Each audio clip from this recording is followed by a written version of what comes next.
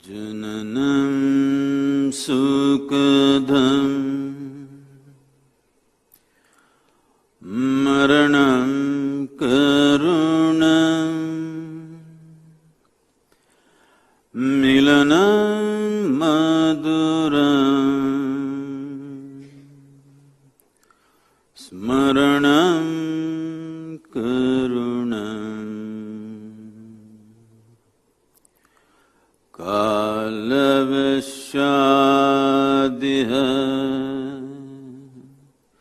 sakalam karunam samayadipate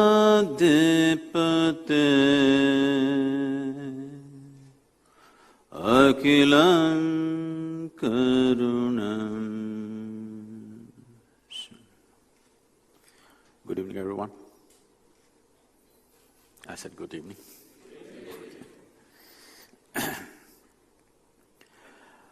Education, in its true sense, is essentially a tool to expand human perception, if possible, consciousness.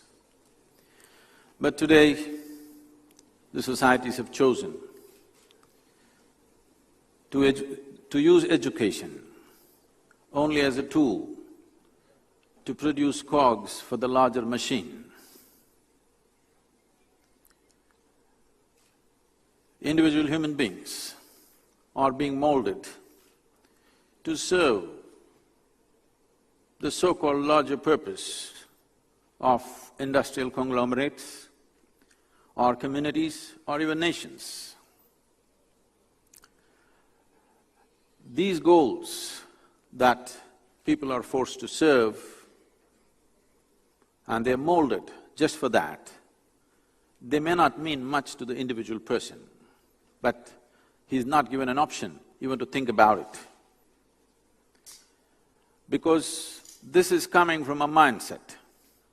We do not believe that it is only by producing great people that you will create a great society, not the other way around. But right now we think by having a great system, we are going to produce great people. Yes, it is true, by having a great system, we can produce efficient people, we can have certain things going without disturbance, but we don't produce great people, humanity doesn't truly move ahead with this. So education, which is essentially a human thing, no other creature on this planet needs education as we do. This is because every other creature on this planet, nature has drawn two lines for it. Within or between these two lines, they have to make their life. But for the human being, nature has drawn only one line, the bottom line. There is no top line. The Homo sapien comes with limitless possibility. Exploring this possibility is the fundamental goal of education as a basic process.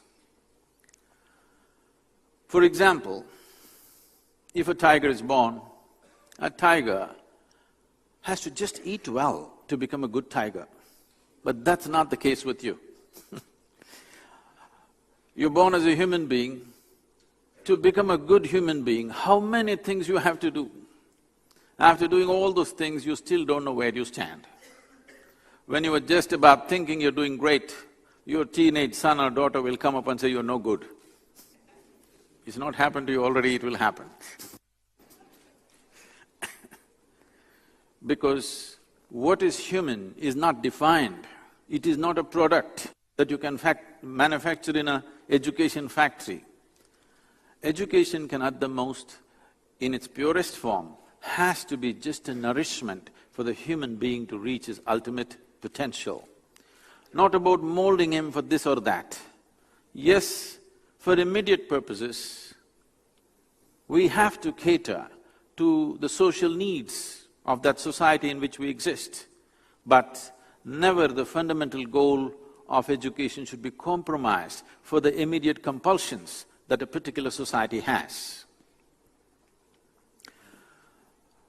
Faith Faith as we know it today has divided humanity, and it's very hard to fix it. It has made humanity into fragments that are very, very hard to bring them… A microphone. Now, faith has been, unfortunately, one of the most incisive tools for the growth of imperialism on this planet. Faith has produced maximum number of extremist elements on the planet, and much violence has happened in the name of faith, or whatever we are seeing as faith today. So what is this all about? Is faith some kind of a rubbish that we don't need? No. When human society is so steeped in it, keeping it aside, saying, this is some rubbish, put it on the carpet and go ahead with your education is not going to work. It needs to be looked at, it needs to be addressed. The nature of human intellect is such, it naturally wonders. It has a certain sense of quest and seeking, which faith is trying to silence. If you silence this, you will silence all human potential, and you will have obedient people, of course. What we need is not obedience, what we need is brilliance. If we have to make every human being fire with his genius, a certain atmosphere is needed, which we have still not able to create in the nation at large. Here and there are a few crucibles doing these things, but nation at large, unfortunately, does not have that possibility. The world at large does not have this possibility, because people are always trying to mold a child. I always ask people, tell people, when a child is born in your house, do not assume it's time to teach, it's time to learn. Oh, what is there to learn from a child? The simple thing is just this, between you and your child, who is more joyful? Definitely your child. So who should be the consultant for life? Definitely your child. It is just that with limited goals that you take up, they have become larger than life. One book against the other. We don't just burn each other's books, we burn people. This has been happening for too long. If this has to go, faith has to mature in the sense. Faith is essentially not about being senseless. It is a recognition that there is an intelligence beyond our own limited sense in the universe. Recognizing that there is a larger intelligence and finding ways and means to access that is what faith is about. But right now, it has ended up as rigid dogmas. It is time that we encourage, our education system should encourage what it means to long in seeking to know. If you destroy this longing within a human being, it is a natural force. It will only die if you give them ready-made answers. When we started this Isha homeschool, the first thing people asked is, Sadhguru, are you going to teach our children spirituality? I said, spirituality is only for idiots like you. Children don't need it. If you leave them uninfluenced, if you just protect them and nurture them to their fullest possibility, how can human intelligence not wonder, what is this life about? Where did I come from? Where will I go? What is the nature of my existence? How can human intelligence not wonder unless you have a stupid answer written somewhere? Unless somebody has indoctrinated you with some silly stuff in your head, it is very natural for every human being to wonder about this, and if this happens, the children, the human beings are naturally spiritual, because spirituality is not a set of dogma, it is this wonder and longing to know. If this longing to know is has to be nurtured not only in education, also in the religions of the world. When 80% of human population is engaged in some organized faith system, no education can happen ignoring that. Right now, our idea of so-called secularism is ignore all that and just go on by yourself. How can you produce a mature worldview in the mind of a child if you ignore 80% of people's involvement in something which means a lot to them? When 80% of the population is involved, you cannot ignore it. So, should we teach faith in the school? Yes, but all the major faiths must be brought into the acquaintance of every child on the planet. Let them, out of their own intelligence, see what they're saying, and let faith not be an imposition by a family or a community. Let every individual choose what they want to do. In the same family, if multiple faith forms or forms of worship exist, the point of conflict or the area of conflict definitely will diminish. And this is what is needed, because what should have been an ultimate unifying force has become a very divisive process. So, should education nurture this or not? I would say you must nurture this, but not indoctrination. Every child should be exposed to what is it that these so-called great books that so many people worship more than their own life, they value it more than their life. What is it? At least in the simplest form, every religion or every faith, what they're saying, every child on the planet should be acquainted with. And when time comes, if he must belong to some group or some form, it is for him to choose. It need not be imposed by the parents or by the immediate society around them. If this choice is brought, if this education is brought into the normal education system itself, definitely we would use education as a tool for human growth rather than turning out parts for a larger machine. Because a human being may have to serve some needs of the society and the nation and things. But societies and nations were made for individual human beings' well-being. Human beings were not born for the well-being of the nation. When a crisis comes, yes, we feel like that. But if everything is well, which should be, nations were created so that people can live well. Communities were created so that people can live well. It is always the individual human being who is the main focus, and education, which has such an important role in the making of a human being, must focus on this. It does not matter, right now we need engineers, okay, we have to produce some, we need doctors, we have to produce some, but above all, producing great human beings must be the basic goal of education. In Isha, we took this up about 10 years ago, and I made this education in 3 different ways. They showed it in a different form, but we went for Isha Vidya schools, which are rural schools. Here the main concern is just this: people are trapped in an economic and social pit that by themselves they can never come out. So they need an education, they need a passport which will carry them out of their little pit. So I thought the most important passport today for them is English language and computer literacy. So at the age of 6, you will see about 60% of the children who are in these schools are first of children going to school. Their parents have never been to school.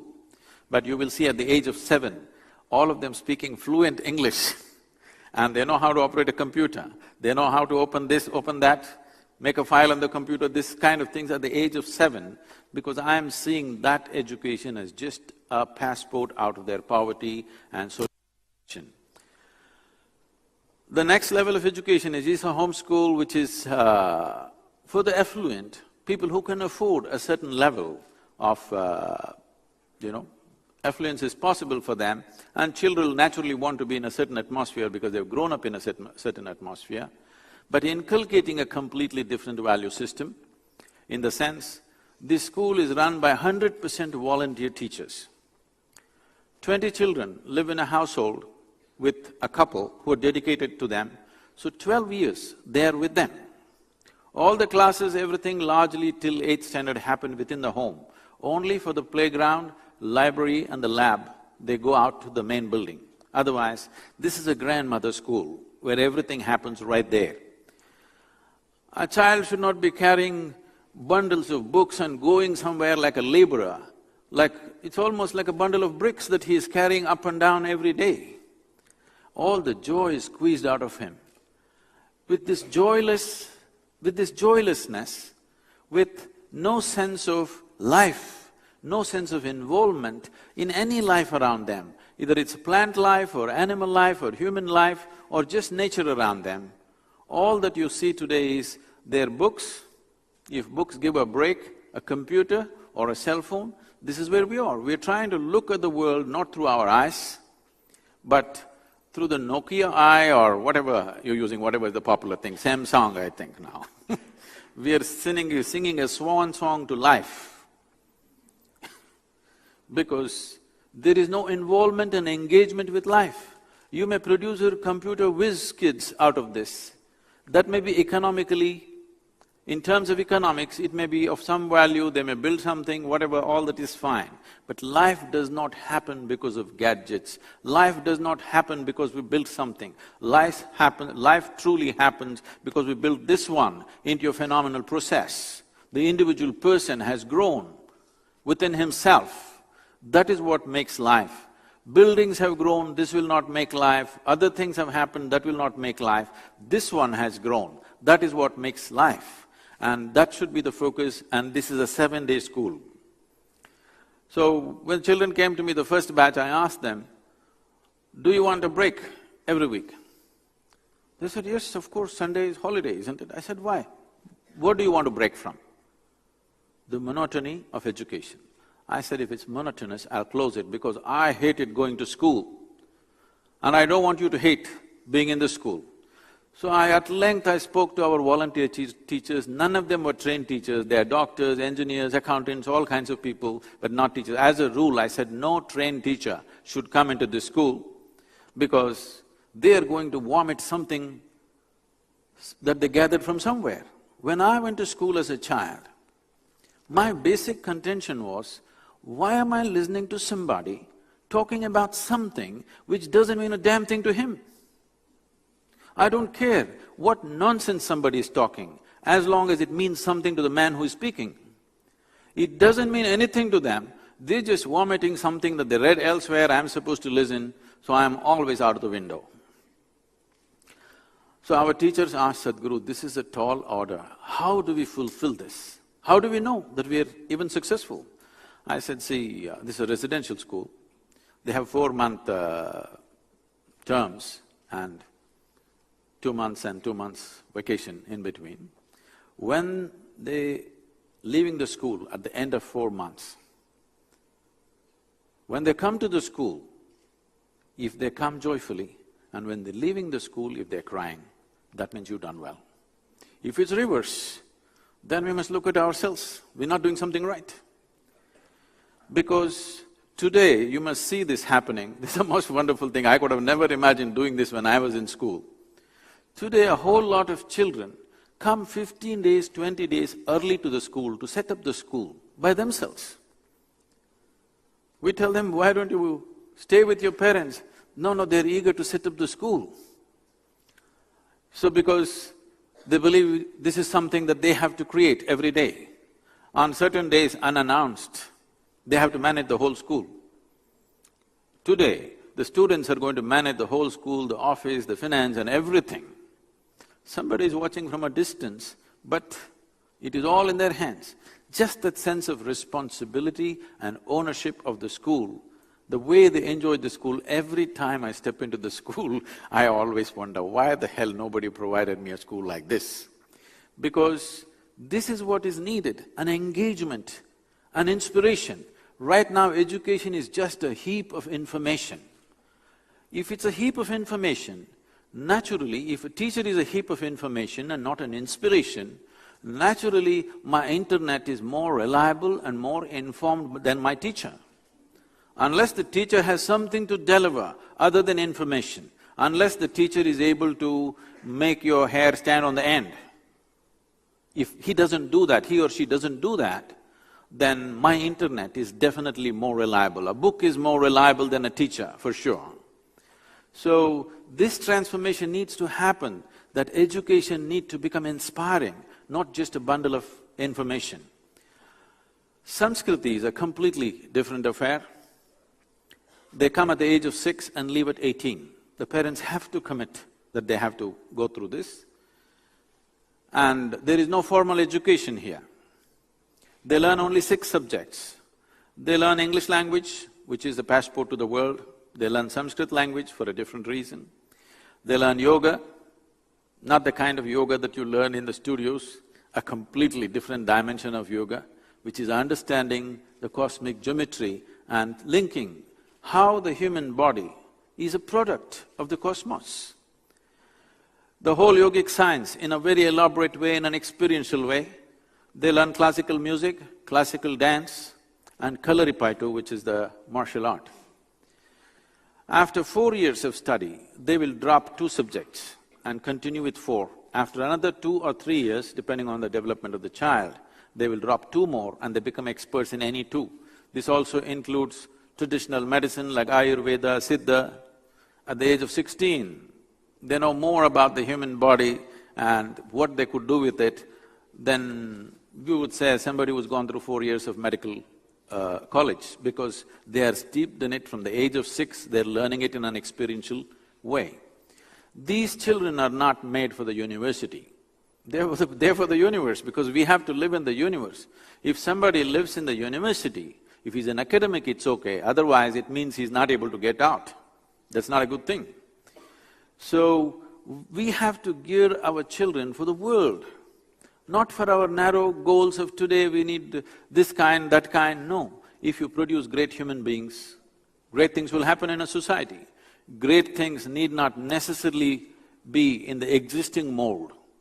Always something else could be done, something else that could be done if human genius is constantly encouraged rather than being imposed upon with enormous information which is of no use at all over a period of time.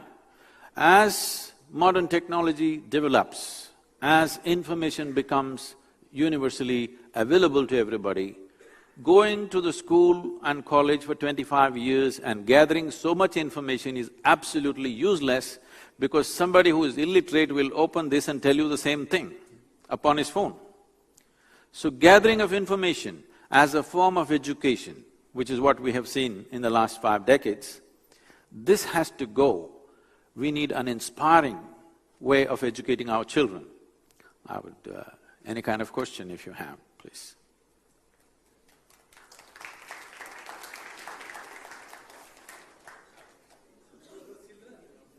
Please take the microphone, please.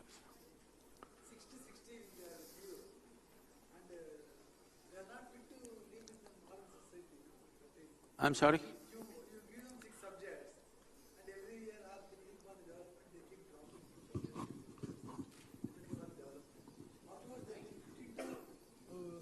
Disha system only, so they cannot fit into the universities or modern day living or living that is wanted by the society. You are creating your own human beings. No, don't conclude, you ask a question. Yes, but the question is, are they not… Yes, are they becoming an exclusive society by themselves? That's a question. You're in Chennai, all right? Chennai is the center of music and dance. So there are a whole lot of music teachers, dance teachers. Are they exclusive to the society, I'm asking? I'm telling you, you're thinking like this because you're still in the hangover of the past, where your parents told you the most important thing is you must get a job and earn a living. The present parents are not so much telling that, at least those who have reached a certain level of affluence.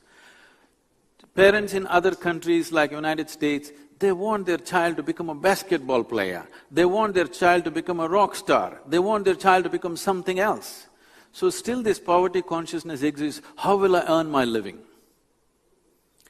When I had wild dreams as a as a young boy, and it continued, I have not dropped them yet, my father used to say, what will happen to this boy? How will he earn a living? There is no fear in his heart. I said, why is fear a virtue? This is coming from the fear, how will I earn my living? When an earthworm with a millionth of your brain can earn a living, why can't a human being with such a big brain earn his living? Earning a living will not even be an issue for somebody who has a spark of genius in him, and that's not even a concern. I have not earned my living all my life, even today, but somebody will always give me the best food possible, okay? I am not concerned where is my next meal, because I'm busy creating what I want to create. So will everybody survive like this? Yes. Why not? Human beings, ultimately you do well in this world, not because of your qualification or your concern for your well-being. You will do well because you're able to do something that most people are not able to do. Yes or no? These are children who will do things. The focus is on growing the human body and the human brain to its ultimate possibility without any imposition. You must see these children. I must tell you, if it means something to you, let me tell you. I went there, about 8 months ago this incident happened. The first batch of children reached 15 years of age, I was to initiate them into a meditative process. For 60 days, they remained in silence by themselves. 60 days in total silence. Every day they get up at 3:30 in the morning and do their yoga for about 5.5 hours, then they do their music and stuff and everything. I went there to see them, I went at 3:45 to see them. These children were sitting there. I have never seen children like this. They were sitting there still glowing, literally glowing. I just sat there and cried, because when I was 15, I was not like this. Definitely I was not like this. I was running all over the place not knowing what to do. These kids are so absolutely focused. I must tell you, their intellectual capabilities. You give them anything.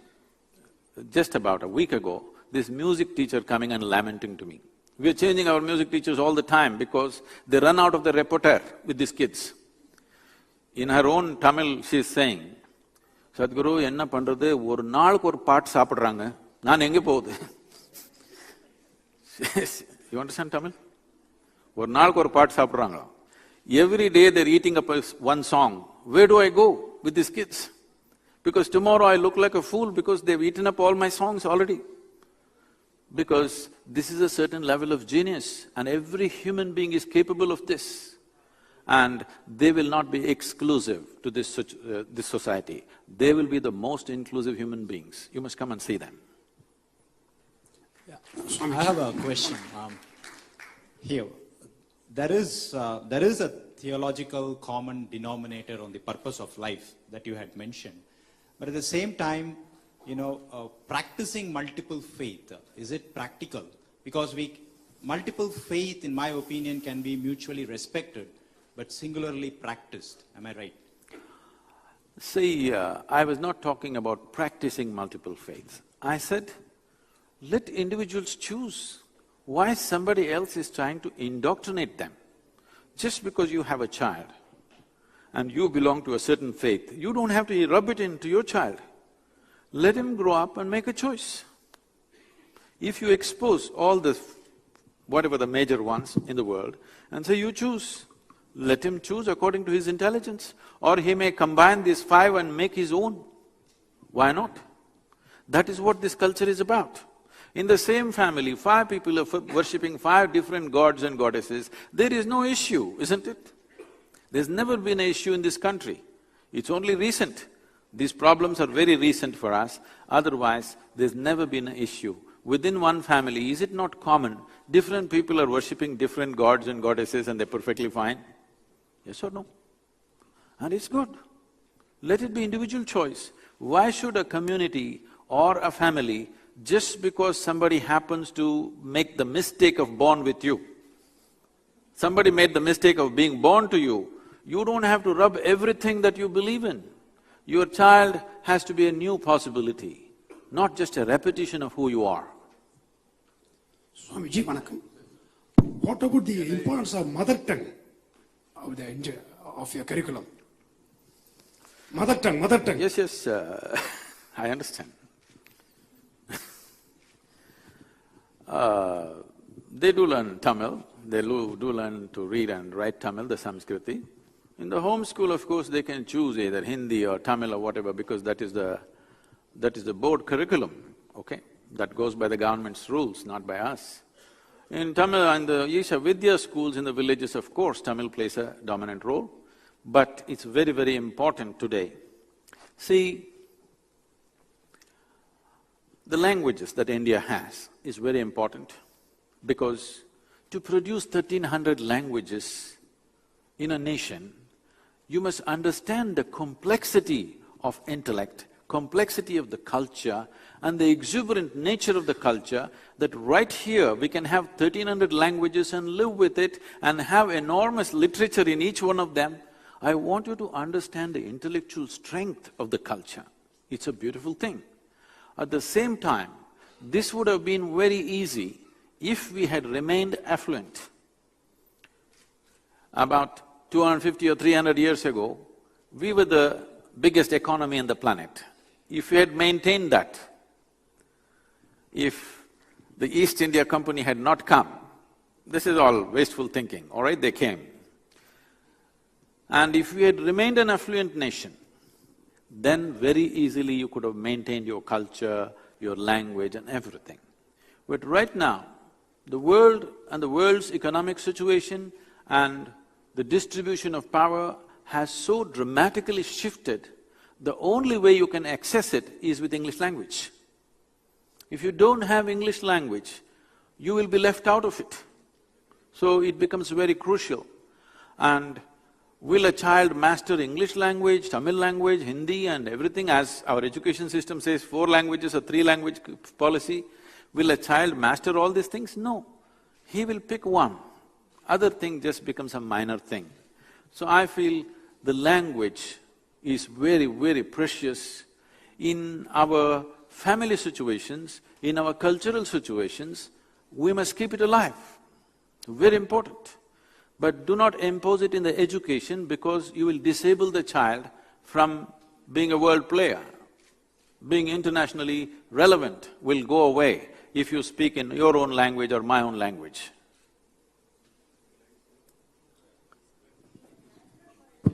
I have something to put by way of information. As you are aware, the CBSE prepares a syllabus based upon the recommendations of the NCERT. About religions and faiths, a recommendation was made in the year 2000 that basics of all religions must be taught to every child. They should know the commonalities and learn two differences. And teachers had to be prepared very specifically. This particular recommendation was criticized as communalization, saffronization and Hinduization. It went to Supreme Court. Supreme Court gave a judgment on 12th September 2002, and it said, every child knowing the basics of all the religions of the people of India will strengthen secularism, it will bring social cohesion, it will bring religious amity, and this should have been done 50 years ago. They also said that the teaching of values, truth, peace, non-violence, dharma and bhaichara, love, was essential. I had the privilege of directing all these recommendations as the director of the NCERT, but the criticism was so wide that in spite of Supreme Court's order, all this was demolished. May 2004 onwards, I took voluntary retirement. UNESCO had given me an award, they stopped it. I got it by a court, High Court. The point is, how do we proceed to ensure that every child in this country know the basics of our religions and the system accepts it. Unless until the system accepts it, sporadic initiatives as yours, there are others also with which I am familiar, they will have only limited impact. So some strategy has to be found out whereby the highest court of India has said this will strengthen secularism, but the politician doesn't agree and the whole thing is dumped. I have been trying for the last 10 years, spreading this in my lectures, in my writing, everywhere. And I am deeply impressed by what you have said, but my concern is how do we Will it proceed happen? further? Thank you. This is an unfortunate reality we are facing where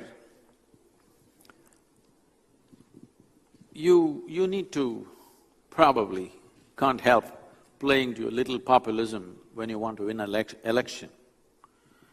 Once you win the election, your focus and your commitment should be to do what is right for the nation, not doing what is right for a particular electorate who voted you there. This is feudalism. Your mama gave you money to stand for election, so you appoint your mama as the director of education board, though the guy is illiterate. So this is feudalism. We are continuing feudalism in many different ways, not truly taking to democratic ways.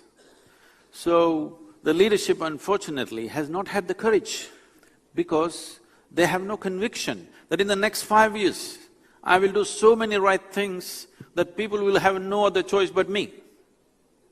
This conviction is not there, this vision is not there. They know what they're going to do most of the time, and they know people will not like it, and the only way is to cater to certain things. This has been the unfortunate reality of our nation.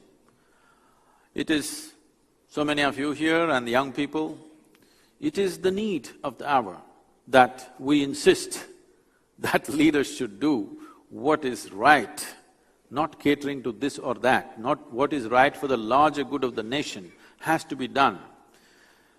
What can we do about it as citizens of this nation? I think, as you said, you've been speaking everywhere, similarly, now there's a media house behind this. We need to campaign, because democracy is always about campaign. It is not something that I said it so it didn't happen. We have to campaign endlessly. We have to campaign till it becomes popular. So, you have gone through the entire 9 yards, establishing an experiential learning framework for 10 years for the kids, right? And it works. And how hard would it be to take the essence of the current education system and bring in some science, maths aspect of it and integrate it into your experiential learning? It is already there. It is already there in the form of workshops. They don't study science as other children would study, but now they are trying to understand how an internal combustion engine works. They learn science like this. Today it is raining, so they go out into the forest getting soaked in the rain, the chemistry of the rain, the biology of the rain, the economics of the rain. We are in a place where it rains 5 months in a year, so we always use the rain as a way to teach physics, biology, this, that, everything, that they know enough about it. But they are not going to do MSc in physics for sure. But if they want to, they can go to open school and always do it, because they're going to come out of this at the age of 16. They can go to open school, and a few students have chosen that, and we are supporting them, that we're giving on the side tuition to take the open school exam for 12th standard. So if they do that, they may go to the university too if they wish, because some parents are insistent they must have a formal education, so we provide that. But the important thing is, a child's body and its brain should develop to the fullest before he is 16 years of age. If this doesn't happen, you have an underdeveloped human being and you're trying to make him run a race. See, if you want to do well in anything, suppose you want to compete in a race, suppose you're in let's say a car race, how well prepared your machine is everything, isn't it? So you want to be in the world and do something, at a higher level than people who do things just for earning a living. First thing is, how is your body, how is your brain? Yes or no? I have no formal education behind me. I look uneducated, all right for you, because I don't wear English clothes. But it's fine, doors open for me anywhere in the world. It doesn't matter which university, whatever, it's by choice that I don't go. But otherwise every university is open. Why? Why they want to listen to an uneducated man? Because every human being is capable of a certain dimension of genius. Our education systems have become factories, not nurturing gardens. But because that will not happen in a careless manner. If you want to create a nurturing garden, you need gardeners who love and who care. Without that, you can't just say, okay, this year 50,000 students went through our school. With this you can't do that. But right now, there is an economic need. There is a certain level of poverty which we have to cater to. Somehow, you have to get people employed, make them earn their living. Because we are still in that condition, this looks fanciful. But you will see, we want India to be in a place, as even our young people were wishing, in another 10-15 years, if India is in a place where a whole mass of people will move out of their poverty, that poverty will not be a badge that they carry, as they're doing right now. They will move out of it and they're doing well by themselves, then you will see the aspiration of the parent will change. They want their children to become full-fledged human beings. They don't care whether he goes to a job at 20 or 25 or 30. They're willing to give a little more room for him. Pranam Swamiji, my name is Satish Prem and I am a final year law student at School of Law, Sastra.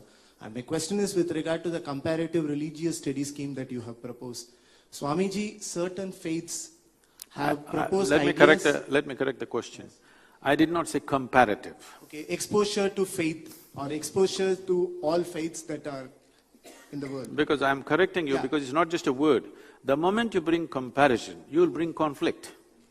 Precisely, Swamiji. And the question is, some faiths have in their core ideologies tenets which subscribe to policies of intolerance, xenophobia and apostasy. When we actually give these ideas to young and impressionable minds, wouldn't it be a sort of corruption? Because Richard Dawkins and others have advocated that comparative religious study or religious exposure of any kind at a curriculum basis in a syllabus to school children is corruption and it would lead to intoleration. Let them choose. It's the home and it's the parents' duty to actually put the faiths and it is them to take it or leave it. I don't know who I don't know who Mr. Richard is. He's an Oxford professor. It doesn't matter. But he doesn't live in this world, that much I know. Because if he lived in this world, if he walked on the street, you understand religion is a part of every nation. Religion is a part of huge populations on the planet. Whatever said and done, carry it in their hearts. You can't ignore that completely and do your education and think these people you will produce very mature human beings. You will not. And anyway, they're getting indoctrinated elsewhere. But if they knew what all is being taught in different places, they will make their choice. Some may make wrong choices or right choices. It's left to them.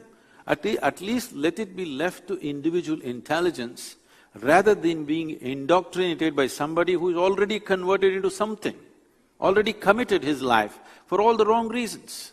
He's not committed himself to something out of his intelligence. He belongs to this because he was born in this, isn't it? Let there be a choice. The fundamentals of modern societies, the fundamentals of a democratic society is just this, that your life and the way you live should not be determined by who your father was. It is determined by who you are. In this direction, who you are should be determined by you, not by somebody else. Swamiji, my question is about the role of institution building in India. You said, and Mr. Gurumurthy also mentioned, that we were amongst the richest nations about 300 years ago. But today, millions are in poverty today. So the role of institution building, which can move or uplift people out of poverty, that should be one of the important focus areas, don't you think, sir? definitely we are… The problem with India is there's too much genius and not enough organization. We are very bad organizers. What I see is, you know, I'll just give this as an example. We're building a large yoga center in United States, in Tennessee. Tennessee means it'll raise eyebrows for people who know what Tennessee is, because it's a hardcore religious area where nothing else can exist. Just about 8 years ago, a Buddhist center was burned down. This is how it is, very hardcore, but we do well there. People ask me, Sadhguru, how do you survive in this place? I'm the darkest skin in that town even today. Anybody darker than me cannot live there. Do you understand?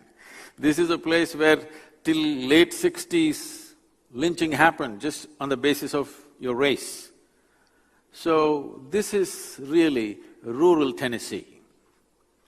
It's a fabulous place because we're in the Smoky Mountains but this is the kind of thing. So when we were setting this up, because our centers are all over United States, people said, Sadhguru, you must come to California, this is the place. In the north, they say, you must come here. Particularly in the north, in Detroit and in that region where we had a large presence, they said, you must start the center here, Sadhguru, don't go to Tennessee. You don't know these people. So I told them, see, I know how to transform people, but I don't know how to change the weather. So don't worry about me. Today, we're very popular, the whole community is involved and everything. I must tell you, this is not easy. It takes a certain level of awareness for yourself that it's very important. It is not about tolerating somebody, it is not about respecting somebody, it is just that you don't carry those boundaries within you, which is the most important thing. I'm walking in this street of this little town, one huge man, over 6 feet 5 inches tall, big man, comes and stands just 6 inches away from me, like this, blocking my way like a wall, and looks down on me and says, God loves us. I look at him and say, the way you are, only God can love you. But he doesn't have such an active… It will take some time for him to figure out, but then I'm gone, of course. Why I'm saying this is, it doesn't matter where we are. If we do not carry boundaries within ourselves, it's very easy to be inclusive. There are all kinds of people in the world. But by ignoring it, by putting it under the carpet, you're not going to solve the problem. It's time we address it. When you address it, seems to be an exaggerated sense of problem for some time because you stirred up the pot. But if you have the vision to see, if every child in this country for the next 50 years is acquainted with every religion on the planet and they start making their own personal choices, you will see a better society for sure. When we were at the Economic Forum, I suggested this, let us start… They were talking about starting a platform for business connections and stuff, on like an internet platform. I said, it's time you have a faith multiplex. Let everybody put their official stuff, a large platform, everybody present it, whatever you want, each individual group. Let people come and choose where they want to go. Why are you so insecure that if you're compared with somebody, nobody will come to you? Is there a problem? If nobody wants to come to you, you must change yourself, isn't it? It is time. It is time when everything is open that this religion alone does not sit somewhere. First of all, religions of the world are not about one man's belief versus another man's belief. This is an opportunity and a possibility for humans of every hue and color, of all stages of evolution, understanding,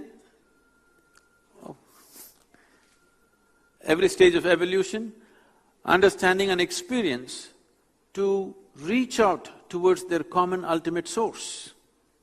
Like many colors of the rainbow are an outcome of one pure source of light. The many religions of the world are just a common expression of… or a multiple expression of one divine source. It is… what has happened today, don't go by that. If you go to the source, something happened to people, that's why it grew so big, isn't it? Once it grows big, it goes crazy, that's different. The Swamiji, Swamiji, as you know that in Shiva Stotram they says that Jnana means bandhanam. In today's society, if you see the Gen Next, I teach for last almost 9 years, and if you see the generation is only going for Jnanam, knowledge. In Wikipedia, they will go for first 2 lines and that's all. So how do you think that in a learning process, which is not in a Gurukulam system, how you can bring in the experiential learning as a process of learning rather than going to a knowledge gaining system as such? See, when you say knowledge, when I don't know what Shiva Sutram said because I haven't read any scripture in my life. The only book that I read, I close my eyes and look at this one, because whatever is true for this life is true for every life, that much I know. So, Jnanam being a bondage is essentially because what you gather as knowledge, you will get identified with it. Once you get identified with something, your mind works in a whirlpool of… your mind becomes a whirlpool. This very universe, this very cosmos is a living mind. There is an intelligence beyond your understanding. Right now, what did you have for lunch? What did you have for lunch? Huh? Okay, you ate a chicken. You eat a chicken. Over the afternoon, this chicken has transformed itself into a human being within you. You ask Charles Darwin, how long does it take for a chicken to become a human being? He will talk in millions of years. Look at you. Over the afternoon, you can transform a chicken into a human being. There is an intelligence within you, there is a competence within you which can transform a chicken into a human being over the afternoon. This intelligence, if a drop of this intelligence became a conscious process within you, you would live magically, wouldn't you? This is all that needs to happen to the human being, because the whole cosmos is an endless pool of intelligence. The problem with the world is this, people have been told God is generosity. This means something only if you are poor. If you're doing well, who cares if God is generous? People have been told God is love. If you're having a great love affair in your life, are you looking up for a ray of love to come from heaven to you? Only if you have gotten yourself into a hole where you have no love in your life, then you're looking up. If you're full of love in your life, are you looking up for love? Somebody told you God is compassion. If you've fallen, God being compassionate is very important. You're standing on your own 2 feet, full of pride, do you care if God is compassionate or not? All these things are relevant to particular people when they're in particular situations. But if you don't listen to any teaching, if you pay attention to creation, your idea of God has entered human mind only because you have no explanation for the large creation which is around us, isn't it? If you pay attention to a leaf, to a blade of grass, to an insect, to an ant, or to yourself, or even to a single atom, it smacks of intelligence beyond your comprehension. But nobody said God is intelligence. If you had said that, we would have had a more sensible world. Sadhguruji, I have a slightly different question. Well, how would you have a school where there are 3 different types of schools you're running. And what would happen if some of these children turned out to be special children? Okay, with all due respect for that, and Vasudha is here, she's going to film that because we have… this is controversial, but let me say it anyway. Vasudha won't like it, but she's going to catch me in the video, that's fine. See, it's very important. With all sensitivity to the child, you call the child special because something has been missing in the child. And calling him disabled or crippled is a cruel thing. So you want to enhance his thing so that he is encouraged to make an attempt, because his attempt has to be a bigger striving than a normal child to do the same things. So as an inspiration you say that, but within yourself stop believing that this is a special child. Every defect that happens in the manufacturing process of a human being, in the mother's womb, if a mother is in a bad state of mind, something could go wrong with the child. If the mother is bitten by a scorpion, it can happen. If mother had a mild electric shock, a child could get twisted out a little bit. There's so many things, okay? An infection could do this, so many things. Today we know all this. If this happened, it is a fault in the manufacturing process. If it happened, if you think a defect is special, you're going to encourage that. Today, it is happening in the Western world in a big way. Almost every child carries a tag. Every child is defective. Some name they got. From A, D, D, whatever to Z, they have some name for every child. Don't catalog children like this. They've come the way they've come. We do the best that we can do, so that at his level he is at his best. You don't have to make him a cripple, you don't have to make him special, you just have to address him the way he is, within yourself.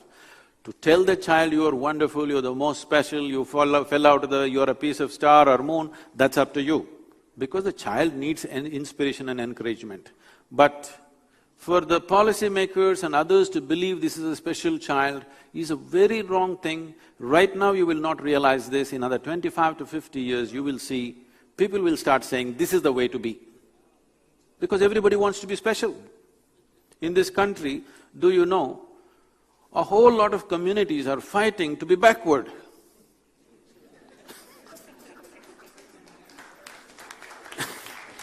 Similar things will happen.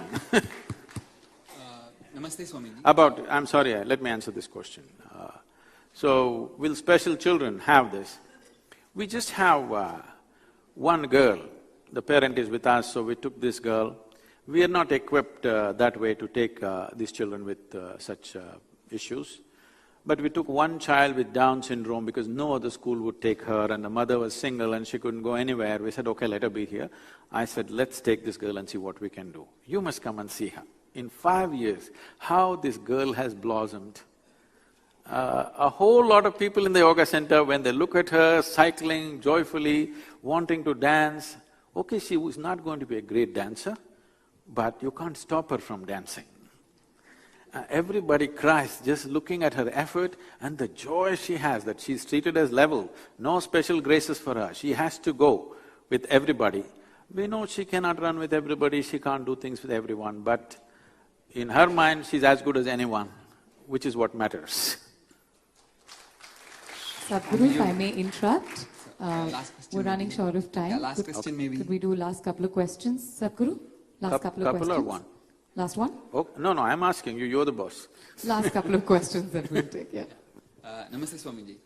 The way I summarized the previous debate was that, let's say there are few leaders right now and then many managers. So there are few leaders right now, one in every field, let's say, or some few in every field. So there are some visionaries now. They have their own vision for the country now. Let's say like you had your own foundation with some idea and then you are nurturing a lot of students. So there are visionaries, there are like few implementations being done, okay. Now my question is, how do we scale it up from, let's say, 10 lakh beneficiaries to 1.2 billion beneficiaries? So the first question is, how do we scale it up, the model? We can go on and on about debating, be it top to bottom or bottom to top, that's not the question. How do we scale it up? That's the first question. Second question is, how do we do it rapidly? Oh, both a couple of questions you're only taking? No, I'll pass it on, but then the question is, how do we scale up and then how can we do it rapidly? Yes, thank you. See, about the debate itself, I mean, I like the spirit behind the debate, but this has been our essential problem. There has neither been insight, nor integrity, nor inspiration in the leadership of this nation. This is a fact that we have to face. There is no need to gloss over that. That is because we have lived under invasions for over 1,000 years. Always every parent told every child for generations in the past, don't raise your head. You go finish your business and come down. Nobody should notice you. That's how you should live. You see this even today in villages and small towns, always parents advising, don't stick out. Just finish your job and come back. Some problem on the street, don't put your hand into it, just come back home. It's not your issue. This has happened because the head that stood up was always knocked out. So we still have that syndrome. The new generation who do not know much about how we lived before 1947 in this country, they've dropped that syndrome. Now leaders will come. But the question is, are our educational institutions producing leaders? I'm sorry, leaving the debate aside, no means no. 100% no. Leaders have happened because individual human beings will stand up and do things. Is there a conscious effort to generate powerful leaders? We must first of all understand, right now we're in the process of doing a leadership movement in the country, and we're having plans to build a leadership academy. So I charted out 11 layers of leaders that we need in a nation. A leader does not necessarily mean a prime minister, a chief minister. These people will come 5 years and they're gone 5 years or whatever. We need solid leaders at many layers of society. From anybody who can meet 10 people in a day, either they can impact them positively or just let it loose. See, please understand, we are always thinking of corruption as somebody who stole from the nation. No, people who did not do anything are also corrupt. You stand on a pulpit, you hold a responsibility, you did not fulfill that responsibility, that's corruption. It's not that you have to take a bag of money home. You sat there quietly without doing… As a parent, suppose you have children, as a parent, you did not do what's needed for the children. Are you not corrupt? So as a minister, as a bureaucrat, as a chief minister, prime minister, if you do not do what is truly needed, that is corruption. So in this context, we need to build many layers of leadership. If some incident happens on the street, 1,000 people will gather, everybody's an onlooker, nobody acts. In some pathetic situations, really, where very easily an individual person can finish it, you don't have to wait till 1,000 people gather. Somebody falls in the street, the first man who sees can act. But no, you namakethukku, why should we touch it? No, because always, for generations we've been taught, do not do anything more than what is needed, otherwise you're in trouble. Because we have been an occupied nation for too long. Now that syndrome has to be dropped and we have to generate leaders, and definitely educational institutions have a very significant role to play. These days, many of them are beginning to transform themselves towards leadership. Otherwise, it is a fact that we produce a lot of managers, but do not underestimate the managers. If managers are not managing the situation, what the hell is there to lead? There's only chaos to lead. So it's very important. It is not necessary a leader means he will stand up on a high platform and do something. In your own little space, you be a leader. A leader means someone who is willing to think beyond his own personal needs and do what is needed. Not fanciful whim, but what is truly needed around you. Isn't a parent a leader? When they live their whole life thinking what is needed for the child, this is leadership. If the same thing enters every sphere of life, we will have leaders. Leader need not necessarily mean of that size. Let us not always think of mega-sized leaders. All big names came out, Mahatma Gandhi, Nelson Mandela, this, all are great beings, no question. But do not think of leadership on that scale. That is a consequence of a certain situation. Mahatma Gandhi did not imagine, I will become a father of the nation, and every day he is doing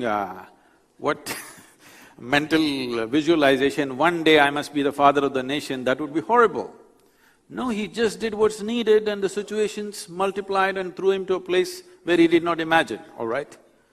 So, if you are simply doing what is needed around you joyfully, not doing, enforcing your whims upon people, that's leadership. According to individual capability, each person will rise. So this has to be brought into the education system. Definitely the system right now is functioning more like a factory than a garden that nurtures children into their fullest possibility. Thank you. Thank you very much. That effectively concludes this session. Sadhguru, before you leave this stage, I'd like to request Mr. Chawla to please join us and hand over a bouquet and a memento to our guest of honor. Ladies and gentlemen, a huge round of applause to our guest of honor, Sadhguru Sri Jaggi Vasudevji, who's really provided us an honest yet soulful address. Thank you very, very much, Sadhguru. Thank you. Very good. A quick photo opportunity, if you will. How have you been doing? Really good. You provoked all of us. Thank you. Thank you, Sadhguru, and thank you, Mr. Chawla.